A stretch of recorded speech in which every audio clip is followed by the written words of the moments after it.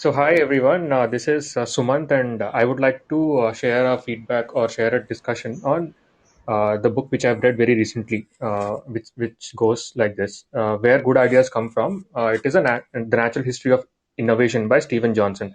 So, as the name suggests, yes, it is a history of innovation where the author sort of draws a lot of connections between nature and evolution and lot of things outside what we deem to be part of the innovation ecosystem, right? So this book is not like any other framework heavy book, mainstream book on innovation, but it draws a lot of analogies on innovation from the most unthinkable of scenarios, like coral reefs, bacterial reproduction, urbanization, human biology, etc. So I thought this is really cool of the author to bring up a lot of stories from things which we don't intuitively feel that these are part of the science or the innovation areas, right? So the book is more about the thought process of arriving at ideas, as the name suggests. So the environment or the process which is followed for arriving at good ideas, and how do we foster and how do we incubate good ideas, right? So the author says it all starts with a simple hunch, right? So the all the eureka moments which we read about or which we watch in movies, these are very fancy because it makes us feel that it's that one moment or that one overnight situation which gives rise to that whole revolutionary thought or idea. But after researching some 200 ideas from different domains, the author concludes that it's not that one moment which actually defines how the idea got built, but it is a culmination of lot of things which with a very strong backdrop, all leading to that idea at that particular moment. So the author calls them adjacent nexts, right? So I'll just throw a few terms here, but I'll elaborate on them as we move forward. So so the author says that these ideas start as very small hunches which incubate over a long period of time, and then they attract more hunches on the way to becoming this revolutionary thought. So the sometimes the incubation period or the whole time frame which the idea travels through spans across a lot of years and sometimes decades, right? So to give you a perspective, Joseph Presley, right, the guy who first isolated oxygen, actually took 20 years to come up with that final to come to that final moment where he could actually do that experiment and then prove to the world that plants actually create oxygen, right? So 20 years is like a huge time frame to keep a thought and then keep fueling that thought. So there is also there is also evidence to prove that the more disorganized your brain is, the more smarter you are. I think this is also in line with a book which I read recently, which is called Range, which I did a discussion last week on. So there are a lot of thoughts between these books which are common. So things like the Darwin's theory of evolution, invention of the World Wide Web, or the isolation of oxygen, which I just talked about, these are slow hunches that got built over a period of time. So the book also talks in length about few things like uh, exaptation and serendipity and other concepts, which with really good examples that can fuel your curiosity. So one big reflection thought which I was left with after I read the book was, are my thoughts networked enough to cultivate good ideas, right? So fortune favors the brave was like a very old adage. So now in after reading this book, I thought I should reframe it as fortune favors the connected mind. So are we good to go, or if there is anyone who wants to share thoughts, can just join in and then share, or you can just post your thoughts on the group. But carry on, Suman. This is very. Sure, Anurag. So the first topic or the first theme which comes out of this book is the adjacent possible. So what do we mean by an adjacent possible?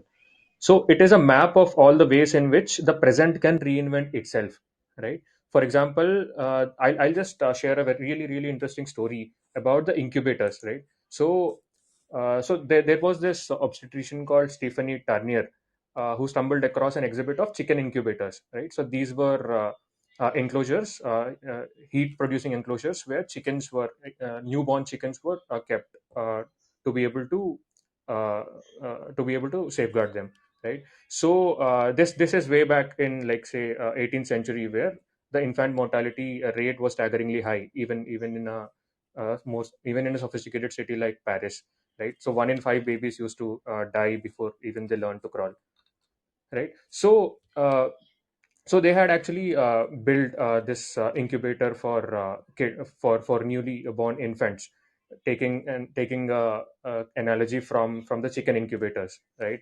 And so this was an adjacent possible, which the author says happened only because of the existing technology or existing infrastructure that was already in place when this uh, thought actually came into place, right? So so recently, if you look at it, even in the developing countries, the current infant mortality rates are very, very grave, right? So what this team had done was so what a team recently had done was to try to build an incubator for infants in Africa, like in the countries of Ethiopia or Monaco, etc. Right. So when they were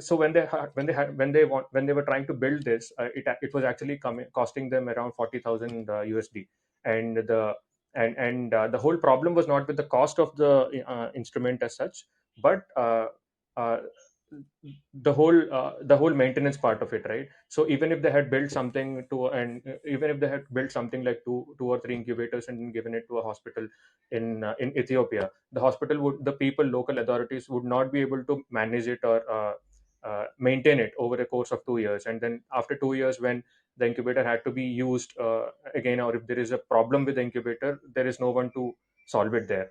But interestingly, the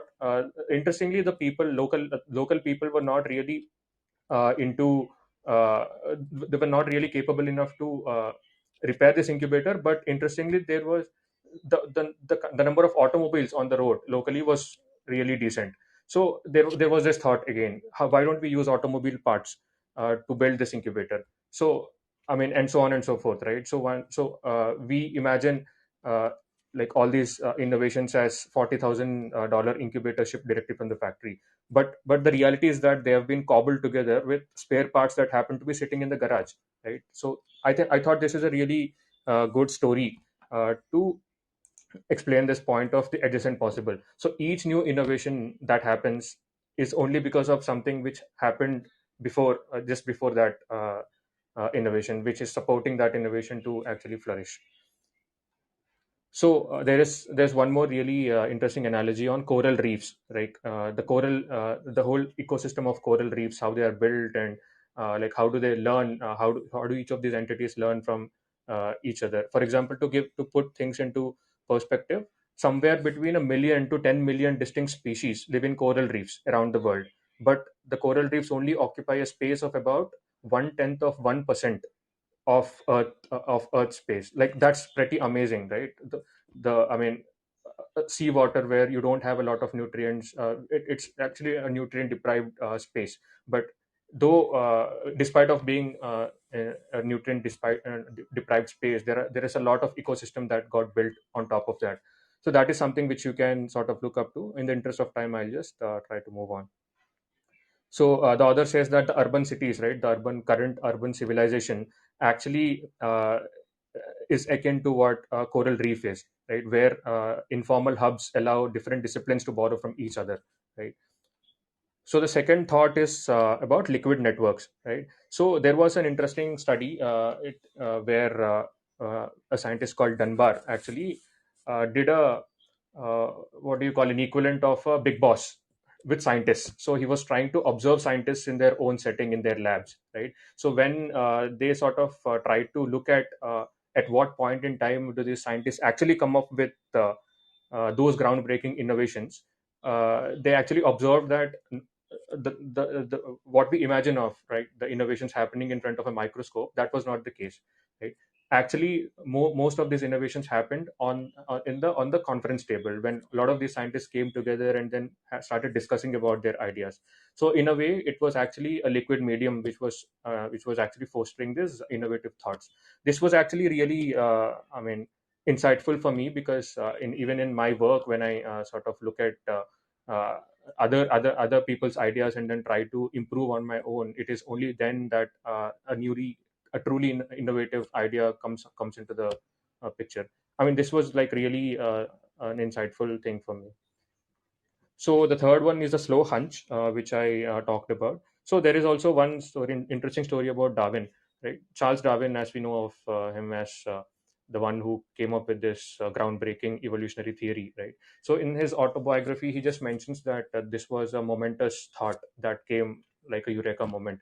But when people started investigating his notebooks, right, that were dated 10, 20 years before he had actually come up with this theory of evolution.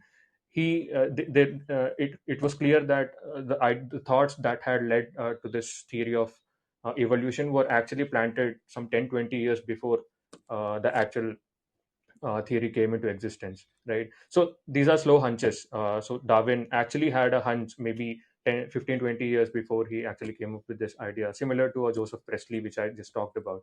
And then that hunch was actually residing in some part of their brain. And then every time when they keep learning about new things, the hunch actually grows bigger, and then culminating to that final moment where they come up with that groundbreaking revelation. So the next theme is about serendipity, right? Serendipity is what the author says is accidental connection.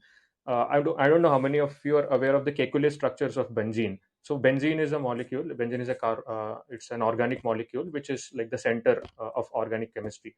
Like you cannot imagine organic chemistry without benzene. And then for benzene, the benzene structure actually paves way for a lot of these innovative chemical reactions that are there, right? So the story says that Kekulé, who actually came up with these structures, actually hit upon these structures in his dream, right? So I mean, and there is new science which also says that uh, dream states actually trigger new conceptual insights. There is a potential for dream states to trigger these conceptual insights.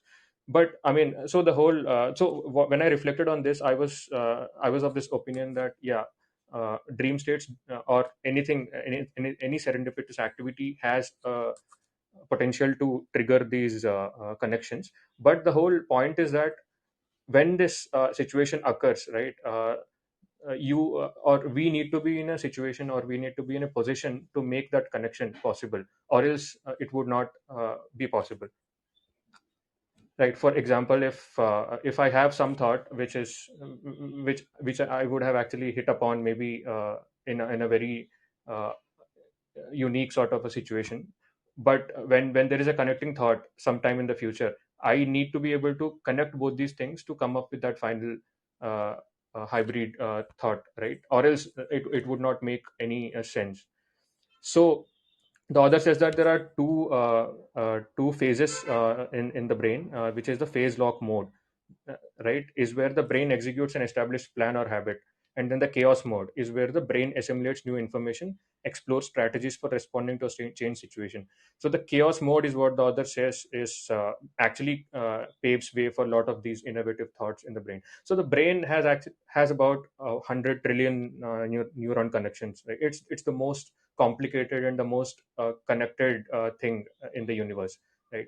So just imagine, I mean, how many different unique combinations could be made in the brain that could actually that could actually create new creative thoughts. I mean, that's a truly amazing thing.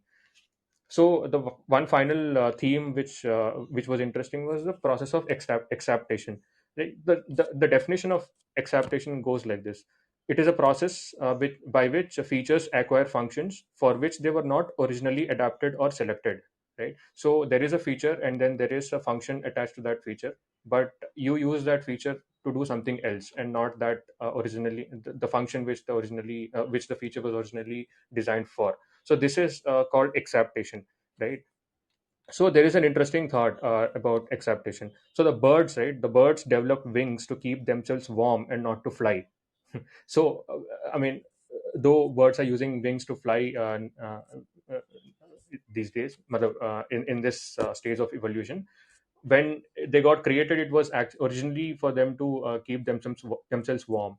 But when they started using wings for flying, and then it helped them gather food and keep themselves safe from predators, etc., it was an outcome which actually added value to the bird's life, right? So and the evolution progressed in a completely different way. Now in the stage of evolution, birds have been using wings for flying.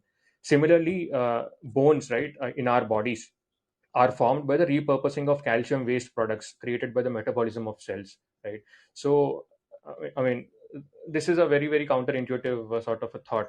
And when you apply this thought to the management of sewage in an urban setup, it's completely uh, liberating.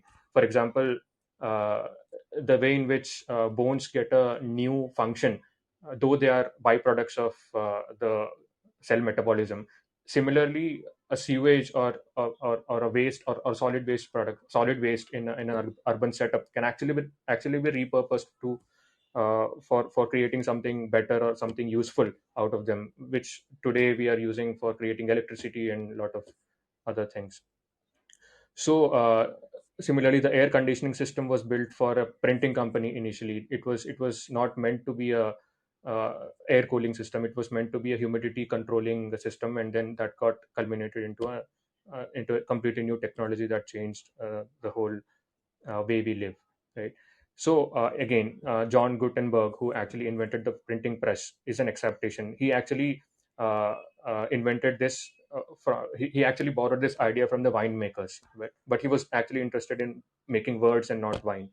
Even the Watson and Crick model, the DNA model that revolutionized biology, and then which actually helped them win a Nobel Prize, is not completely. So Watson and Crick, both these two guys were not completely from the biological domain. They were from physics, and they were from other domains except biology. But yeah, so the way they combined different fields of knowledge actually helped them come up with the structure. So yeah, so we have talked about liquid networks, slow hunches, serendipity, exaptation platforms, etc. Right? So these do best in open environments where ideas flow in an unregulated way. I mean, I think that is where innovation. There is a need for innovation. Things which are clearly defined with boundaries. We all have solutions. There are a lot of smart people in this world to come up with ideas there. But yeah, the open-ended questions without any boundaries are the biggest problems that are to be solved in this world. Yeah, so few concluding thoughts. Post that we can open up for discussion. So when you view things from a long distance, what you lose in detail, basically you gain in perspective, right? So the other says, just like go for a walk, cultivate hunches, write everything down, but keep your folders messy. Embrace serendipity, make generative mistakes, take on multiple hobbies, frequent coffee houses and other liquid networks. Follow the links, let others build on your ideas, borrow, recycle, and reinvent, build a tangled bank, right? So I think this book overall has been a really I mean a good one for me, because I had learned a lot of things, a lot of perspectives. I would not call them things. I think perspective is the better word there. Uh, about how do we evaluate ideas, or how do we develop new habits, right? That can potentially help us keep our creative juices flowing. So that's it from my side. Any thoughts? So, Sumant, a really nice summary, right? And you know, I really truly believe in this idea that serendipity, intuition, expertise, are deeply, sought goals, right? Those are all things that come together to create innovation, right? Or innovation or new thoughts, right? Sometimes we think of innovation as wildly different from where we are, which is not the truth, right? Like you said, most of these ideas are actually adjacent, right? In the sense that there is a predecessor which was very close to it, but wasn't as brilliant in its concept as the next thing that happened, right? And it's interesting, right? You mentioned a liquid medium. I thought you said liquid medium earlier, and then you later on said liquid network. So I'm still looking for the right word. But just the other day we were discussing that Mensa is exactly that. It's a liquid medium, right? Where people come together and have chats, right, on a focus something, trying to kind of bounce off each other's thoughts and see if there is a greater something that can be cultivated in those few minutes, like much like the scientific experiment that Dunbar did, right? So, you know, I think what the writer says at the end, right, which is, give yourself those opportunities, right? So, frequent coffee shops, right? Engage in many different kind of activities. Basically, invite serendipity, right? And don't think of serendipity as just a chance accident, right? Think of serendipity as a coming together of many things.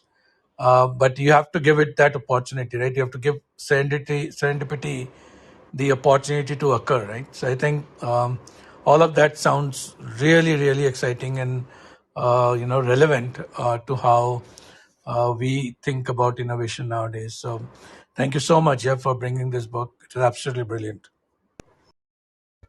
Yes, Anurag, I think I agree with most of your points. Yeah, your question on what do we call it exactly, the liquid network or liquid medium? I think both are more or less the same point to the same theme, but a liquid network is a liquid medium is a more rudimentary way of putting it, and the liquid network is more of a more technical way of putting it, I would say. But both of them mean the same. Makes sense. Yeah. Anand? And we can't hear you. So, yeah. Hey, sorry, I think it's my network. Thank you, Sumant. This was absolutely brilliant. I mean, the way you organize that information, excellent.